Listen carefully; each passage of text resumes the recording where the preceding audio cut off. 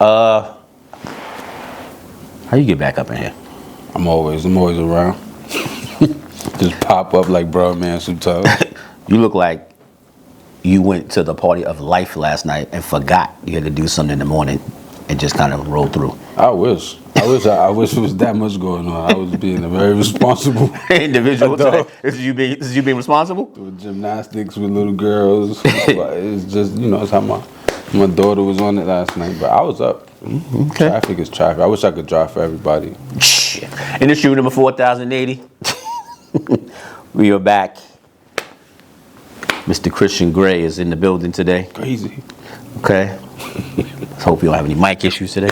Yeah, his joint's over here chilling. I ain't gotta worry about it. Part of it is not thinking that the camera's not on. You have to be aware. You gotta kind of stay over here. Yeah, there you go. Gotcha. That's why they're there, actually. What's up, folks? Okay.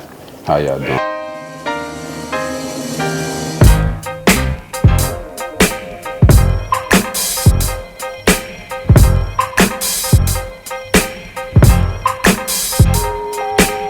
Industry rule number 4080.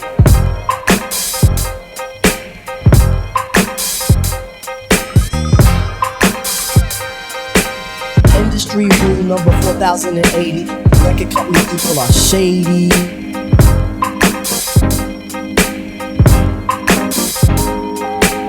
Industry rule number 4080. Record company people are shady. How you been? Good, man. Can't complain, man. Working, creating. How's the creative process working for you lately? Pretty good. Had a good insight. Trying to write for other people, man. Mm-hmm. Trying to get in the space of not making songs for myself, which is something that's pretty difficult sometimes. You write for you write your own stuff, know you, but actually trying to be someone else and pulling it off, that's something I'm working on now. Huh? Spread your wings. Yeah. Growth process. See what happens. I can put a little bit of me in these other people. That much more creative. Nothing wrong with that. Raise value. Grammys or Grammys? I ain't mad. I take any Grammy. Okay. With my name on it. How you feeling about being that you're writing for other people now? What's your current opinion on the state of R&B today? Now, let's be clear. We're a little bit convoluted here because today's generation has an affinity for the 90s. Right. And they call themselves 90s babies. Mm-hmm. Right? So they think, so they'll love Jodeci as much as they'll like, Muni Long. Mm-hmm. And it gets a little bit confusing for me.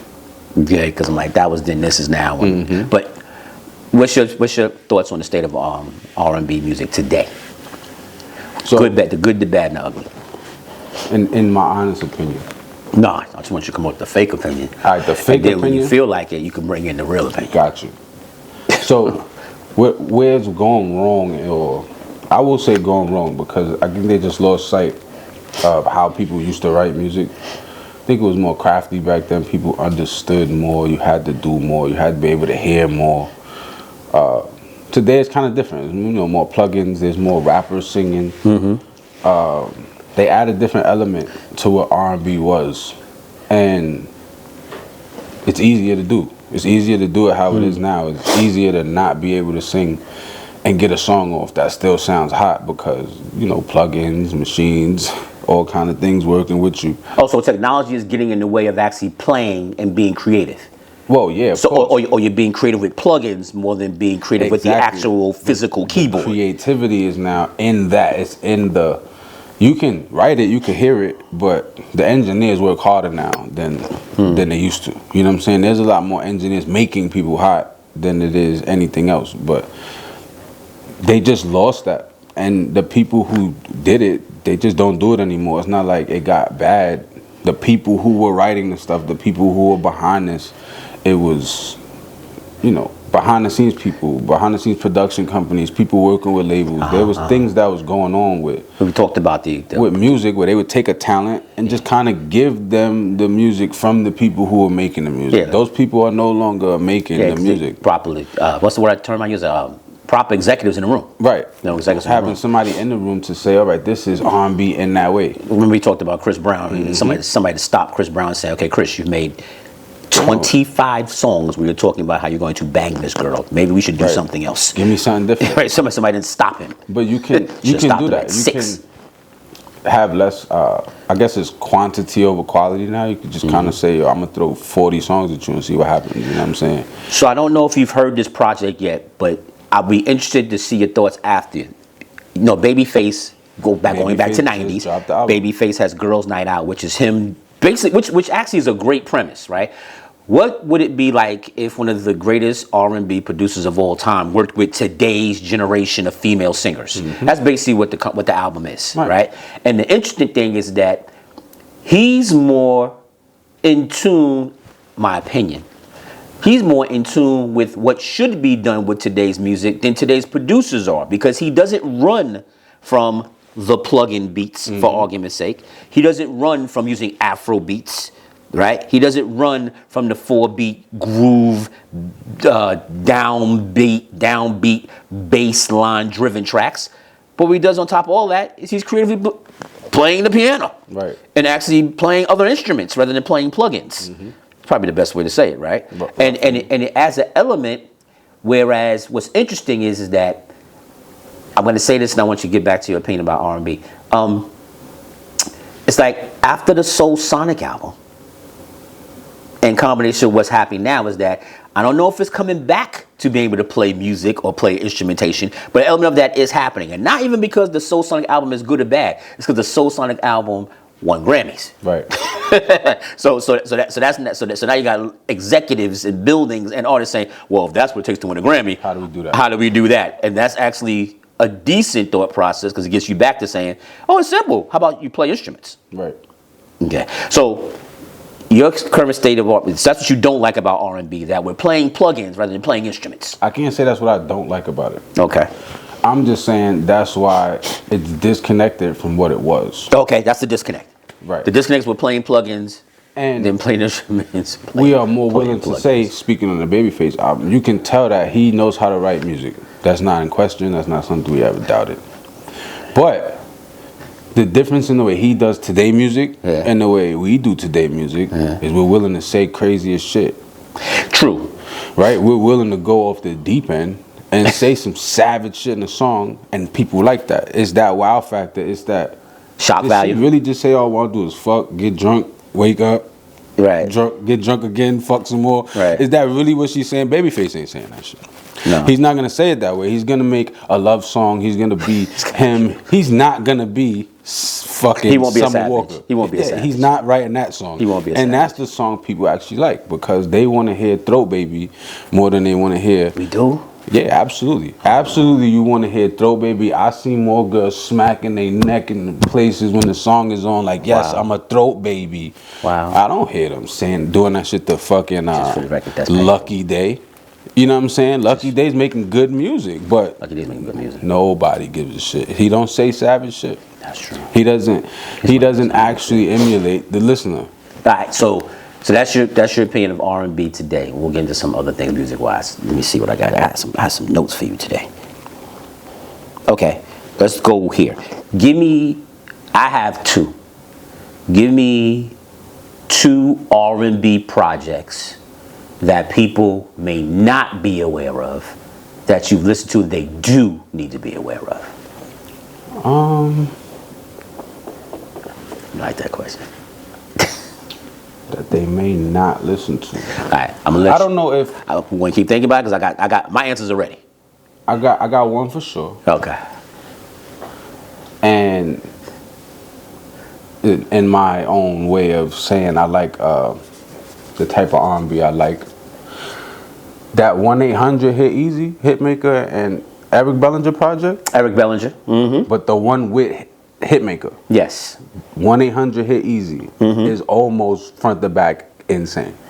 Okay. And people don't really, I don't know why they don't go to Eric Bellinger. Well, that's the flip side. No labels. I know, right? See, when you want by independence, yourself, you got to make it happen. You got to make it happen. You got to bring people to you. When you had labels' job, that was their job. That's the flip side. That's Right. 6 of one, half dozen of another.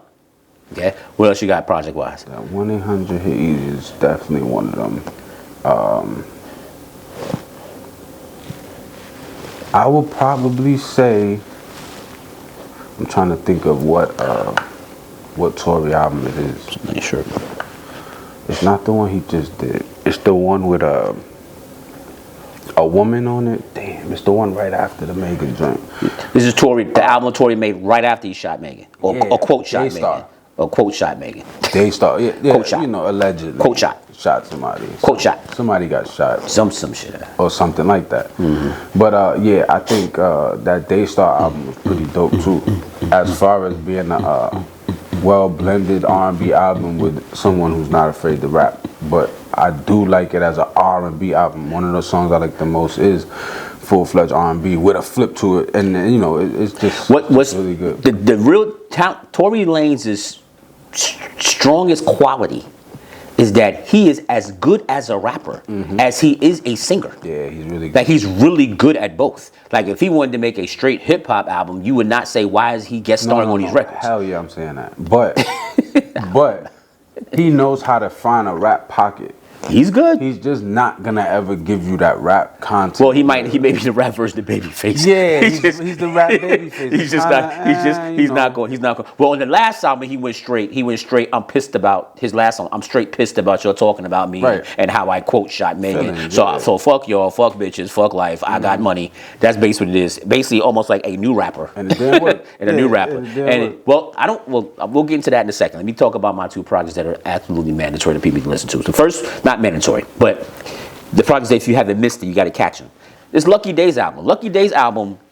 Candy Drip is an amazingly creative top to bottom album. I almost And picked that one. if you haven't listened to it, you're missing something. Yeah. You're missing something. And if you're a person of a different generation that says that R&B sucks and what's wrong with R&B, then go get the Candy Drip album.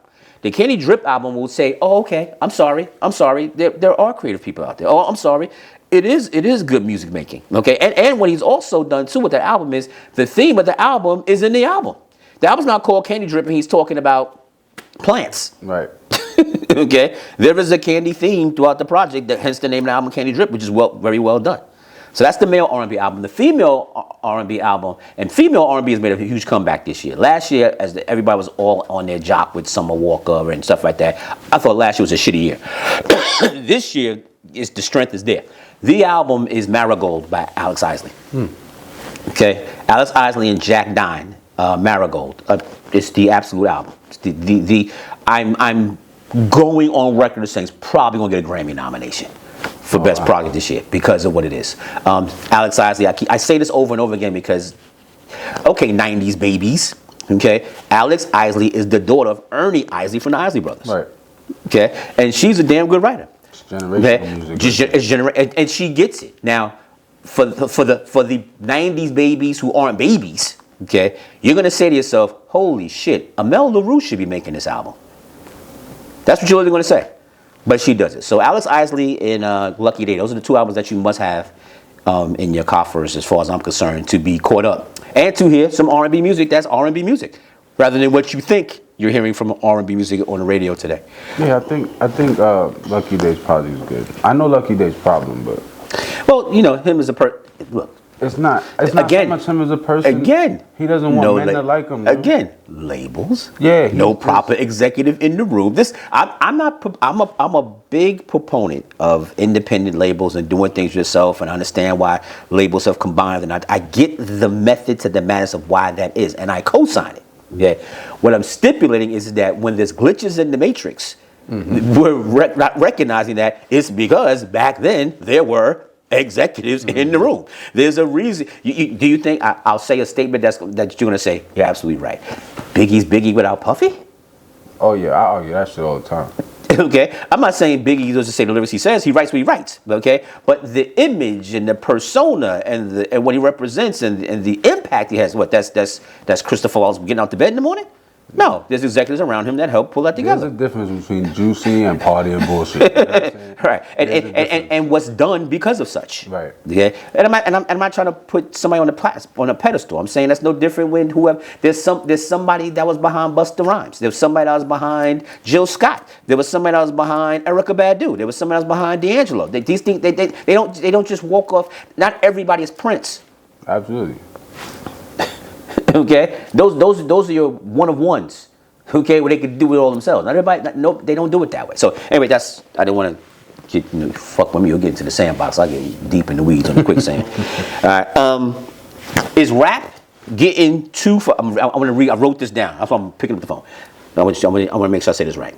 Is rap getting too far away from actually doing good music because of the branding bag they're constantly chasing? They're after the bag. They're not after making sure the craft is being represented moving forward. Oh, hold on a second. Pause for a second. That's another damn good question, by the way. I just want to make sure I said that. Go ahead. So rap has moved away from hip hop in a sense of what it was originally, right? It's more so how it sounds than what you're saying. How it sounds than what you're saying. Right. You're good at this. And with that being I like said, that. how it sounds is not a bad thing. It's just not what it was, right? If you like, oh, a traditional point guard is supposed to pass the ball all day. You know what I'm saying? But I got now you. that you're looking at point guards shooting threes and putting up 30 points. It's not entertaining basketball. Are we mad at it? Right. Like, is that bad basketball just because it's not a traditional way you're supposed to play? Like, now we playing outside in instead of inside out. Is that bad? Not necessarily bad, but if you like that, you like that. If you don't like it, you don't like it. But so it's almost, so is it, I'm going extreme, okay? Is it like when hip hop was doing its hip hop things? Like, is hip hop now compared to hip hop like what house music was compared to hip hop? We had a place and space, and it had a feel, and it had a vibe, and if you wanted to dance, that's what you're dealing with. But if you wanted to, I won't say be enlightened, but if you wanted to have another level or different aspect of what you're listening to, it has words to it, you would listen to hip hop. Right. Okay, that's what public. That's what I'm not gonna say public. That's what I don't give a shit who. That's what Gangstar was for. right, and you know, with rap being so popular sound now, the word crossover disappeared. Oh damn. People don't cross over no more because they're already there. They're over. They are over. Rap is over. Rap itself has crossed over to the point that It's over. There is no more crossover artists. Right now, you got artists trying to cross. It's either popular or not. You're rapping, which is popular sound. Pop is not popular sound. Right, I got It's you. a genre, but it's not the popular sound anymore. So in a world where there would be a crossing over, Right. and then there would be a version of being pop as you cross over, that now has been cut in half. And the over's just there. You're now just over. Yeah. And it's a matter if you're going to be pop or not. Right. So, for example, if you're Lotto or if you're Glorilla, right, you're already over. You're already over. It's just a matter if you're going to Saweetie this or Megan this and be pop within this. Or stay Glorilla, which is probably unlikely. Right. So Glorilla's already crossed. Absolutely. Lotto's already crossed. I They like made it. Once you make it, you crossed over. Right. I like Sunshine on Me, by the way. I personally just like that song. But you're not Megan and you're not Saweetie, and that's when you've popped. When you pop, Right. then yes, that now you actually pop in. Now it. I see you said the But pop. everyone's crossed over. Everyone, as soon as you make it, you've crossed over because they're not probably gonna allow you to do it without crossing over. The comments in there if you believe that or not. Because it's not that I disagree with you. It's just a theory that I'm sure that my statement about people with a radio and opinion think they know what they're talking about. I'm pretty sure that's something that people want to debate and say, no, I agree, I don't agree, that's not fair. Glorilla hasn't crossed yet, whatever. I'm just saying in general, and also quick sidebars. I'll go back, right? Everybody in the room, you realize how many fucking female rappers there are right now? Yeah. It's like a shitload of female rappers. They're like coming out the fucking woodwork. They're like fucking gremlins. Because male rappers are oversaturated. So now I'm like, everybody got a female you're rapper. gonna find a sprinkle in the women, and it's a lane. It's like 90, not 90. People want to hear that shit. I think if we counted don't. and cared, okay. Yeah, I don't. Well, here's the problem. All right. Here's the challenge. I won't criticize. Here's the challenge to female rappers. How much glam and how your vagina you think is different and how you're competing with other females can you spew before you get original? Because that's basically what every record you're talking about speaks about. Yeah, it's the same thing. It's roughly the same stance because either they're trying not to be too much of a jump or sound like too much of a jump, so they're gonna either act tough or act rich, one or the other. But ultimately, y'all women. I just would like them to have a different concept. I'm not saying they need to be They have them, but I don't think they've delivered it in a way where men care. So it's just always going to be a disconnect in what we're hearing because we just don't care about that aspect of it all. Or like I said, it's oversaturated. The same sound is Because if you go to if anybody who's listening and watching goes to your social media page and you go and look at, say, Lotto's page, and then you go look at Megan's page, and you go look at Saweetie's page, all you're basically seeing is a fashion competition. Yeah, you got they freaking Instagram models. It's like the same It's thing. a fashion competition of who has what. Absolutely. Because they all do the same things. They're doing fashion things, they're doing travel things, and they're saying, guess what's next? It's going to be a beast. Right. Now, the difference between like a Lotto is that she actually stood there before she actually crossed over and made Well, that's what she rapped her ass off. Well, that's what we should be doing. Well, in theory, if for social media to be worth its weight in gold, you have to be part of the journey. Yeah. It has to be. If you build it, they will come. So they can see you pre-money, and then see you when you make money, and then hopefully you maintain the same persona when you make the money. Then they're all in love with you because they were there. They were a piece of it. They were part of the journey. It's just like the FNF, Glorilla. It's just like, oh snap.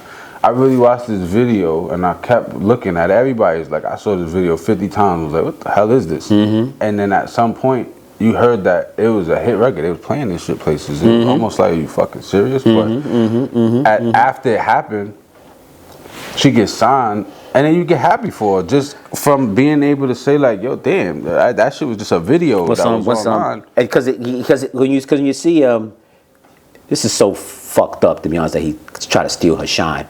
But what's Benzino's daughter name? Corey LeRae. Corey LeRae was doing her grind. Same thing doing her grind. And then it's almost as if her grind got, well, perception, not reality. We'll see what time says. It's like her grind got halted once her dad decided to say, oh, don't forget I'm her dad. And be like, we were perfectly fine with just her. Yeah, I didn't need the connection. You bozoed her. You basically bozoed her. Like you added all of the stigma. You poured in all the whack juice. All the bozo. That we did not need at all. And now it's just like. And now she fighting. She trying to figure it out. I feel bad for her. I do. Because I they have some joints.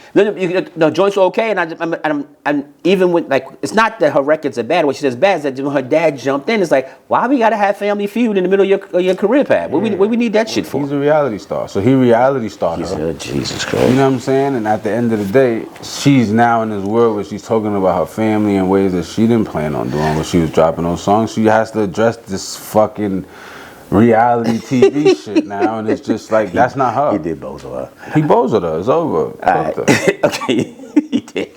All right, Left Turn. Hip hop album that people should be listening to. I have mine. I'm going to go first this time.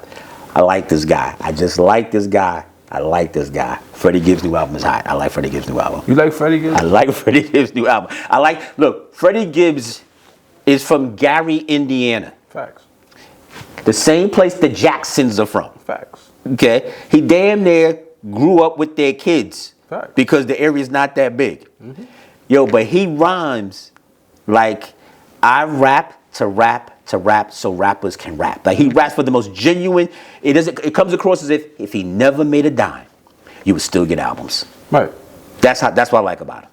Okay. Plus, I love when, almost like in actors in movies, I love when actors ugly themselves up to go get the Oscar. like Denzel has to be an asshole to get an Oscar. Right. He can't be Malcolm X. He's got to be a killer in Training Day. Like Charlize Theron has to be, that's the monster herself up to win the Oscar, right? I love when people aren't stereotypical and are just talented, and when that comes through, you can't deny it. Because Freddie Gibbs walking down the block, you would say, I don't know if he want to be on the same side of the street as he is. This is a weird looking dude. Like, what the fuck? Yeah. I don't know if I'm across the street, but I'm definitely looking at this nigga the whole time. Or if you with your girl, she grabs her pocket purse a little bit tighter. Yeah, my kid. If you with your kids, you reach your arm out a little bit, like stay close to daddy. My kid is going straight for the eye. Like, what? You saw his eye, Dad? Right, exactly. But I totally, Freddie Gibbs' album is like nice. I like Freddie Gibbs is, I'm respectful. Commendable. I don't pretty much like his. That's part of what it has to be, though. Like after what you just said about hip hop is over, and all you gotta do is become pop to crossover because we cut that corner. That's what makes the Freddie Gibbs album that much more, not say ahead of the curve, but that much Not more scared to likable. Not more likable because that's not in his thought process when he makes his rhyme. He's not thinking at all. You're in his mode, right? It's like the thing that I feel is missing from a Freddie Gibbs album is that his ability to switch moods, right? I think it's just Freddie Gibbs all the time. I think he's That's fine.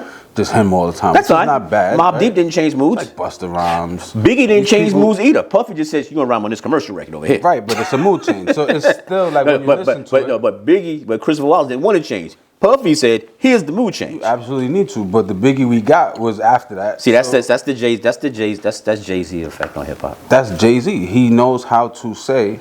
That's the Jay-Z hip hop. I'ma He's move you a out. mood changer. He's a Watch mood changer. this. He's a I'ma mood go changer. from party No, to he's a mood street changer. to- That's to the Jay-Z this. effect on hip hop. That's the Jay-Z effect on hip hop. I got you. Okay, I'll give it to you. All right, give them a hip hop album that they should be listening to. A hip hop album that they should be listening to.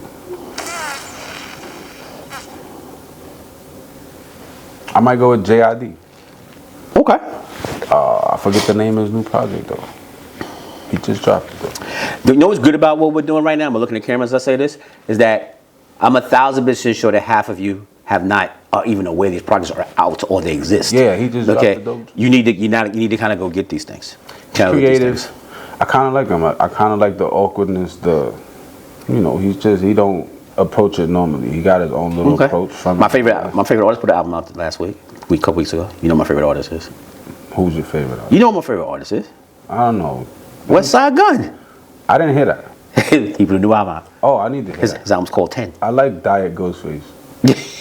Ghostface is on the album. Ghost Zero. Ghost is on the He album. had to be. At some point, y'all gotta address this. Listen, I am the new Ghostface. I need the torch. You have Ghost. to pass me the Golden Eagle.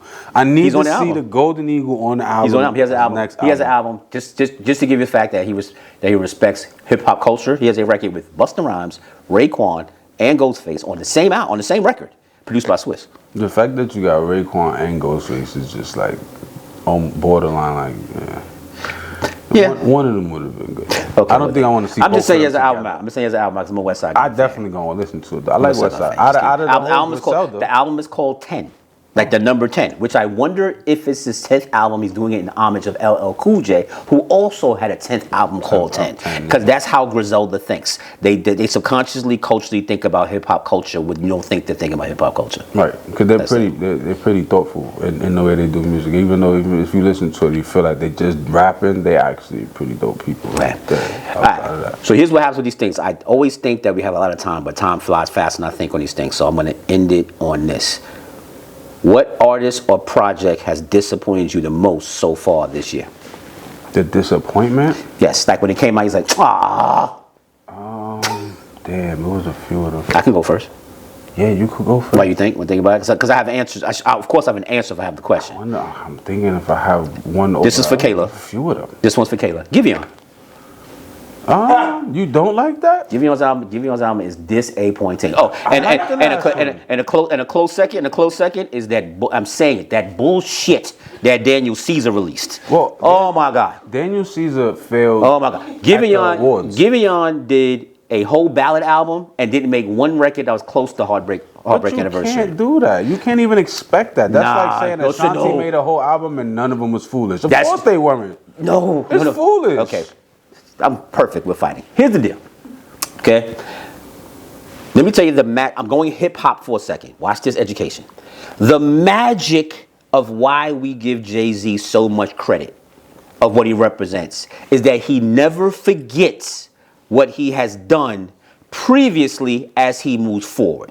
So for example, when he did Jigga My Nigga, okay, that was his first time working with Swiss, and that record was big. On his next project, he went back to Swiss and said, I'm gonna do 2 more records with Swiss, because Swiss worked for me. Right. Then he says, all right, Kanye, all right, Just Blaze, come on board.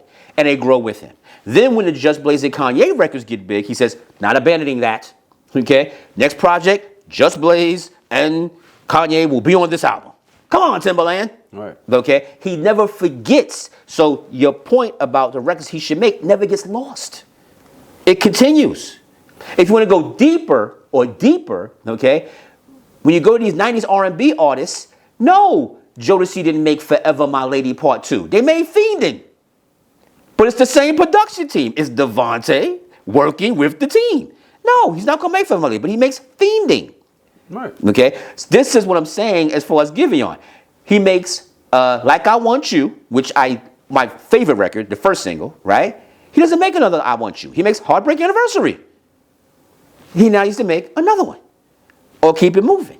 Well, and that is my disappointment in Giveon. The album is all balanced. The sexiest, cutest parts, he talks to his mother throughout the album. I think that's adorable. But let me say it quickly. I spoke to somebody today. She's going to chuckle in the background. Didn't even know he put an album out. That's how shitty the album is. And wasn't even aware. Like Giveon? Yes, S. Did not know an album was out. When I messaged this, literally listen, really? So I'm disappointed in Giveon.